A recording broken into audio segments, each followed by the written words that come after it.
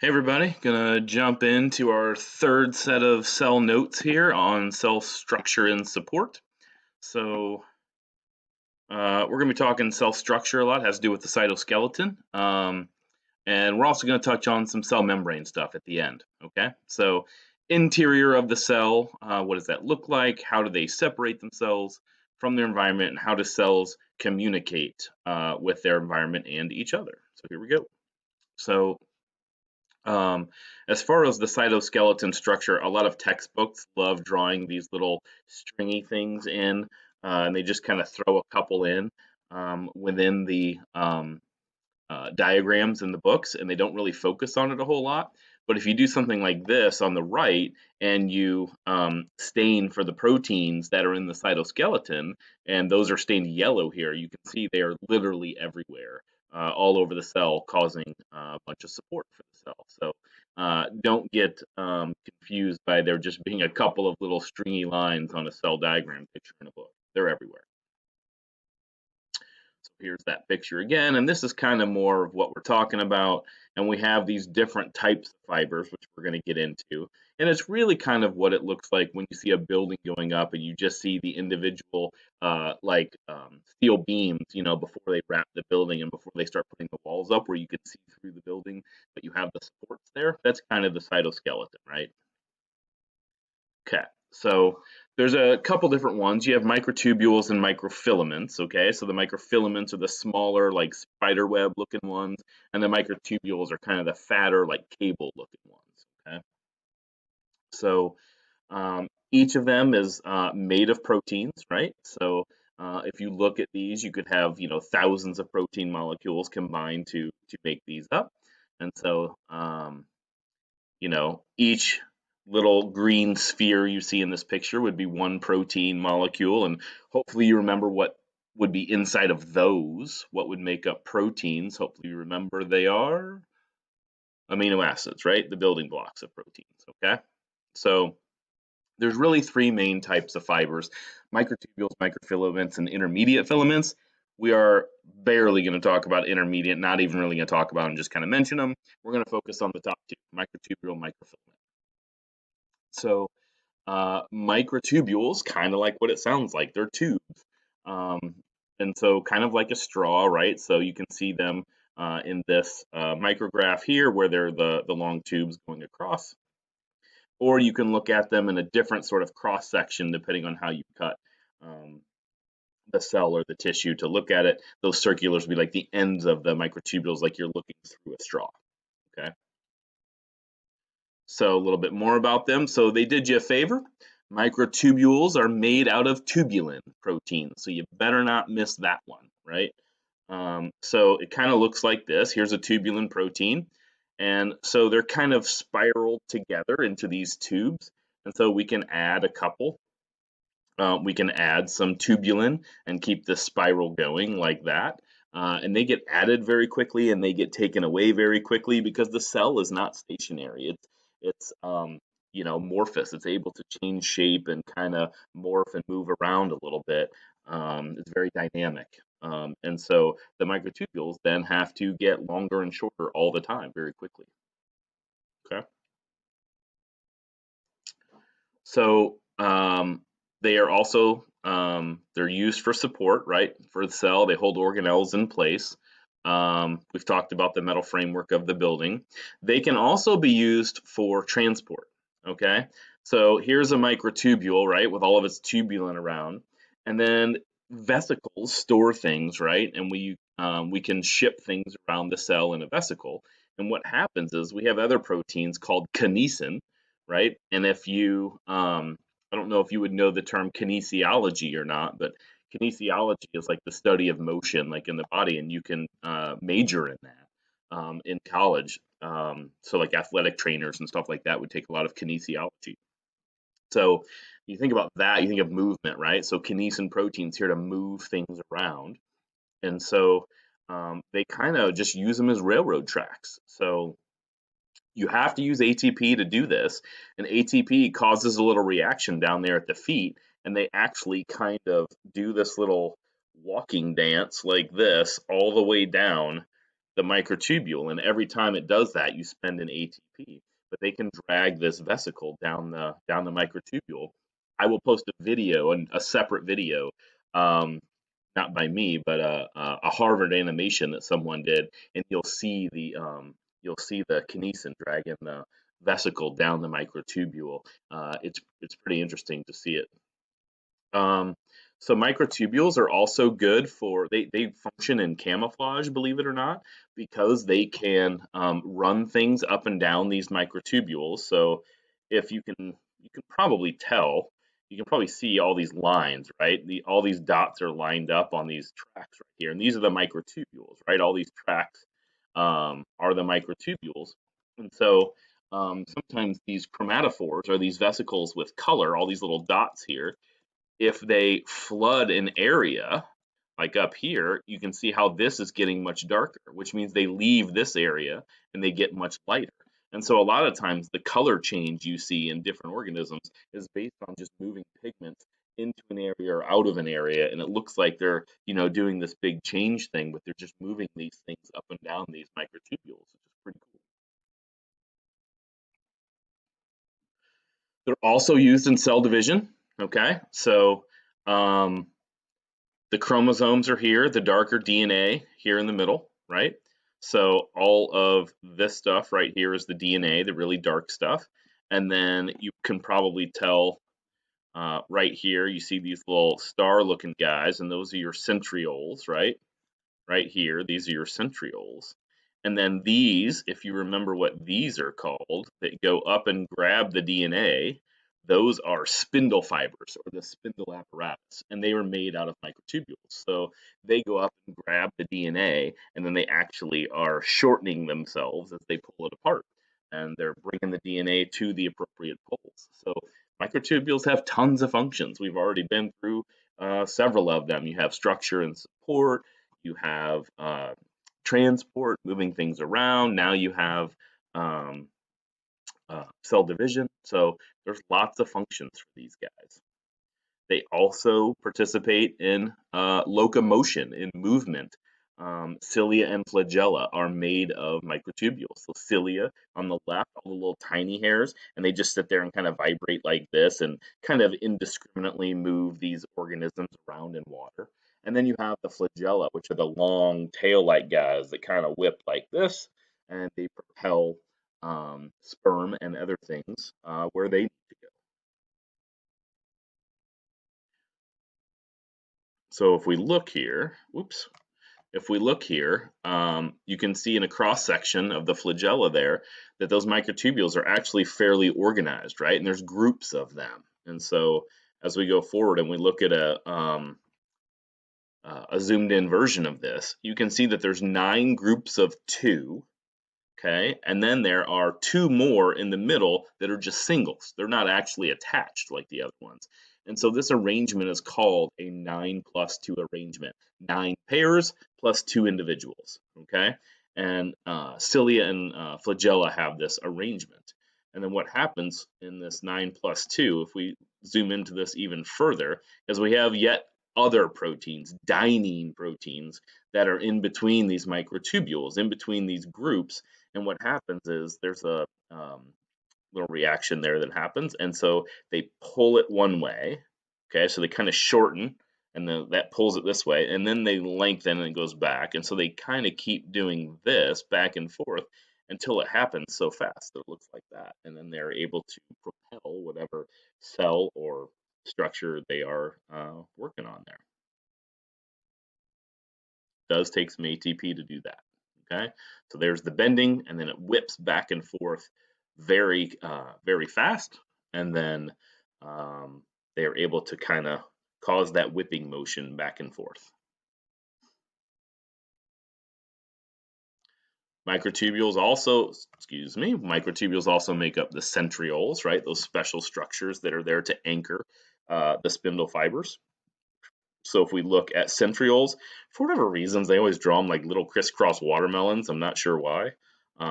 Here's kind of a blown up picture of what they tend to draw them like. It's not quite what they look like. If you look at like a cell micrograph, they look a little bit more, I mean, I guess in that cross section, that's kind of how they look. But they tend to, when you look at the actual DNA and they're separated, they tend to look kind of star-like. You're probably just seeing them from one end when they look like that. But here, very different groups, right? Um, they're shorter, and now you can tell they're in groups of 3.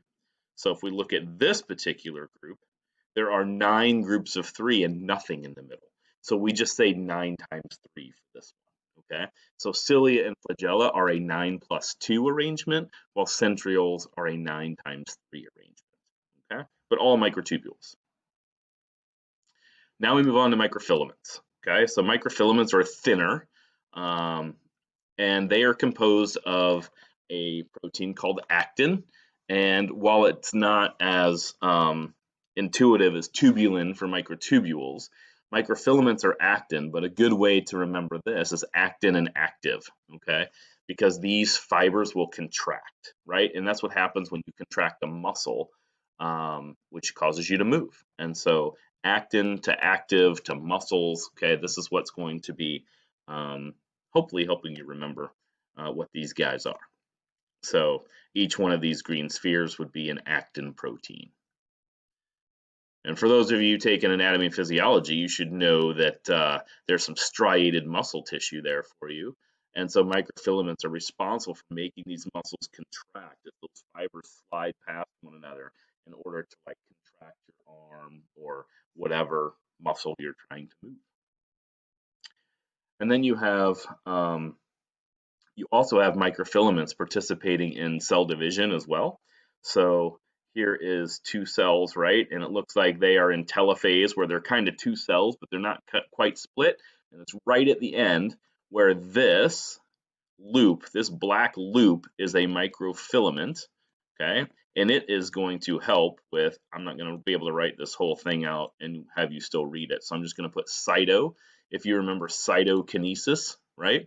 When they cut the cytoplasm, it's actually microfilaments that are cutting the cytoplasm. So you can think of this as like a zip tie, right? So you guys know zip ties where you put one end in the other and then you start pulling it and the circle starts shrinking and shrinking and shrinking as you pull the one end and it starts shrinking down. Well, eventually this circle shrinks down so much around the cytoplasm that it pinches the cytoplasm in two, and you're able to have these 2 cells go on their merry way. Intermediate filaments, there's lots of them. They have lots of different functions, and that's all we're going to say. Fluid mosaic model. So we move on to the membrane, right? Because these membranes, they don't just go around the cell, they go around all the organelles on the inside. Not all, but most. And so we're going to talk about some parts of the cell membrane here. So boundary of the cell transports nutrients in, waste out. Cell communication is very, it's driven through the membrane a lot. And then it provides compartments, obviously, for a lot of the organelles. It's also the gatekeeper, right? Decides what gets to come in and what gets to go out. You should remember this from previous chapters, right? The phospholipid bilayer, where you have the polar heads and the nonpolar tails. Anybody remember what was the name for molecules that have both polar and nonpolar regions? Since we do have a final exam coming up later at the end of this quarter, that's a first unit question. Can anybody remember that one? If not, you better go check it out, look it up. So yeah, whenever you throw phospholipids in water, they would spontaneously organize like this, right? They would orient themselves, they would snap in, and you would have the tails, the nonpolar tails facing each other away from the water, and then you would have the phosphate heads at the other end because they're polar and they're going to interact with the water. So another diagram shows you kind of how the 2 leaflets are there and how they kind of go together to make a little sandwich. And then there's lots of different things in here, right? We have something called an integral protein, which we'll look at in a minute, a glycoprotein, so a sugar and a protein, a glycolipid, a sugar and a lipid. You have carbohydrates, which have a lot to do with cell signaling. They kind of look like antennas, and that's not necessarily too far off from why they look like that. They're kind of dealt with cell signaling and being able to send and receive signals. Okay. Then we also have these turquoise little molecules in here, and you'll notice there is some cholesterol in your membrane. So we'll talk about that as well. along with these peripheral ones down here in the corner. So we'll kind of hit these in just a second. So the cholesterol, why is there cholesterol in our membranes? You do need some cholesterol. You don't want cholesterol clogging up your blood vessels, right, to cause clots, but you do want cholesterol in your cell membranes, only in the animal cells. And so if you were to think of like temperature's role, right? So if you heat something up, it tends to become a lot more fluid. Or if you freeze something, it tends to become a lot firmer, right? And packed a lot tighter. And so it really acts as like a temperature buffer, right? So cholesterol kind of does the opposite of what you would expect. If something was really warmed up and it was like melting, cholesterol tends to get more rigid. Okay, so it keeps a little bit of rigidity to the membrane when it gets too warm. And vice versa, if it gets too cold, the cholesterol actually serves as like a lubricant and it keeps those from sticking together and from getting too compact and it makes it move a little bit. Okay, so it really buffers the temperature and maintains the integrity of the membrane. Okay, so what would happen to fluidity in the cold or warmer temps? Kind of just went through those two examples. Couple types of proteins that are in the membrane. We have integrals and then we have peripherals, right? So we have integrals which go all the way across the membrane, and then we have peripherals that are only attached to one side. I also want to point out, just because I'm nerdy like this, they draw these things as these big cartoony blobs, right? This is how they like to draw them. Keep in mind, they look a lot more like what's going on over here. Um, and even this is probably a more simplified cartoon, but remember, these are proteins, right? So these have all these strings of amino acids, um, strung together over here to make these proteins, and they're folded up into these crazy shapes. So, textbook companies like to draw them in these blobby type structures, but they are linked amino acid chains of amino acids. So just keep that in mind. So an integral, right? An integral can penetrate one or both layers of the bilayer, and it can't be removed unless the membrane is dissolved. So this transmembrane protein right here, this big blue guy, okay, he is going to be an integral. He's in that membrane. He's in both sides. He's gone all the way across, right? It's like embedded in there. Okay, so that's an integral. And then a peripheral is only bound to like the polar heads, or other integral proteins, but they don't penetrate the layer itself and they can be removed. So here's an example of one attached to another protein, and here's an example where it's only attached to the polar heads. It's not really going across the whole thing, and you can actually get those off of membranes by doing some chemical washes, and you put something in there that it wants more than the membrane and it will come off of the membrane. So proteins in the membrane are mobile, right? And so they did this experiment with mouse cells and human cells, and you can see these proteins. The mouse cell has these pink proteins here, and then the human cell has these blue or purplish ones. And then they merge the two cells together.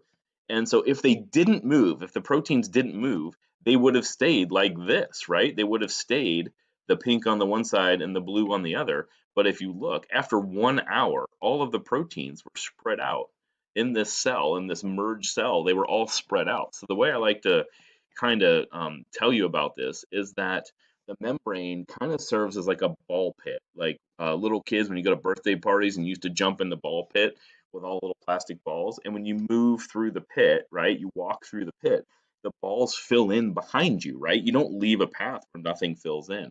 So these proteins drift around the membrane, and then the phospholipids just kind of fill in behind it.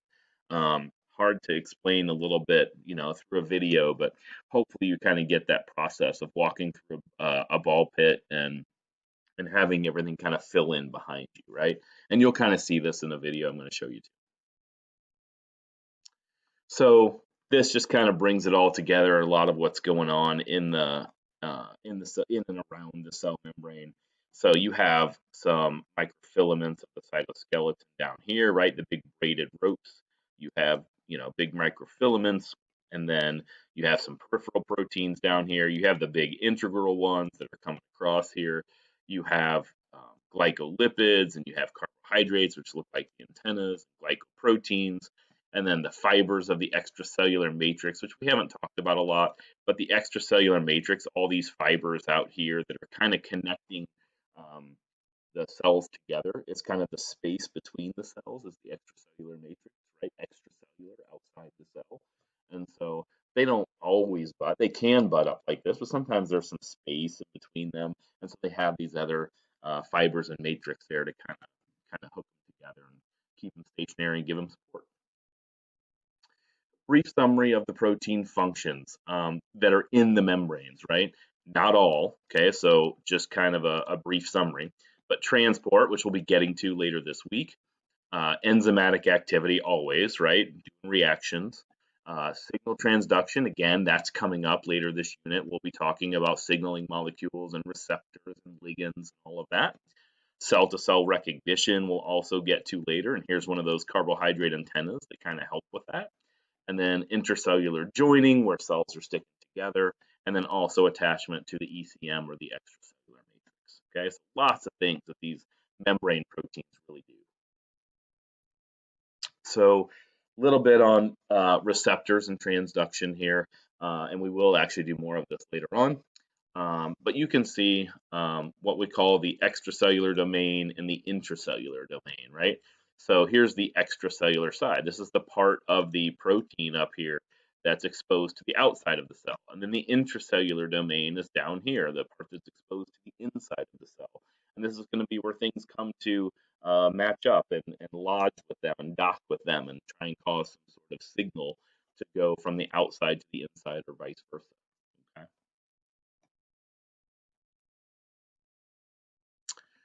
So viruses, kind of a you know, daily topic around everyone's dinner table, I'm sure. This one's not corona though. This is HIV. Okay, so this is how HIV works a little bit. So if we look, we have these receptors on these membranes, and we have CD4 receptor, which is the pink one. And then we have the CCR5, which is the green one. Okay, and HIV can recognize those receptors. Okay, it can infect a cell that has the CCR5 on its surface, as most people have. Okay, so then the virus can merge with it, and now it's going to send all of its DNA and genetic material into the cell, and it's going to take over that cell, and it's going to be infected, right? And so HIV cannot actually infect a cell that's lacking CCR5 on its surface. Almost everyone has the CD4, but some people are actually born without the CCR5, and they are automatically resistant to HIV. So pretty interesting that it can't bond without that CCR5. So a lot of the research in trying to solve HIV is geared toward that CCR5 receptor. How do we block that from HIV, but not block it from like other things we need it to do? Glycoproteins, so another one of those functions. This is for cell-to-cell recognition. So a lot of times this is it's kind of the lock and key thing, right? You have to have the right shape and it has to be able to fit on there. Kind of like puzzle pieces. And if you have the right puzzle pieces, then those cells will dock. They will join, right? And they will recognize each other. But sometimes they don't recognize each other, and then they can't interact. So this question down here, can you think of how glycoproteins can be a huge problem in any medical procedures and why? Think about that for a minute. So is there anything you can think of where cells really have to recognize each other or they won't function together, and it might cause something maybe to be rejected? Okay, so I use that word on purpose because it has a little something to do with transplants. So people that get transplants, you have to make sure that the organ is not going to be rejected, and you want to make sure the markers on the cells and cell membranes are going to be able to recognize each other and work together and play nice together, or else the organ could be rejected, and then the recipient probably went through this whole transplant for nothing. And so, anyway, that's pretty important for anyone that gets a transplant. You have to check these markers. A little bit more about the matrix. So again, just the space in between the cells. That's what we call the extracellular matrix. Sometimes it's different materials depending on the type of cell it can be. I'm just going to give you one example here, which in plant cells, it's making the extracellular matrix is actually the white part. What you see looks like the honeycomb structure, And the cells in this case are all the black negative space. That's where the inside of the cells would typically be. And so all of that white stuff is actually secreted by the cell. And you probably could have guessed that in plants, that extracellular matrix on the outside is going to be cellulose, right? It's going to make the cell wall and then maybe squirt a little bit extra or leak a little bit extra cellulose, build a little bit more into those crevices around the gaps between it to give it that much more strength and support. And then a couple just regular pictures here of like skin and bone, and not everything you see in there is actually a skin cell, right? Skin cells are still spaced out a little bit and there's space between them, and we have proteins in there like collagen that like make it your skin stretchy. And then if you look at the bone cell side, your bone is not just made of cell all packed into one another. There's actually some gaps in there, right? There's some other structures in there, which again, some of you anatomy and physiology people should know what some of these other structures on this slide are. I'm not going to confuse the bio people, but you guys have a test this week, so you better be figuring that out. Okay, so there's a little bit on extracellular matrix for you. And we are done. Okay, so that was the third set of cells, and we'll be heading into transport on the next set of notes. If you have any questions, let me know. Take care.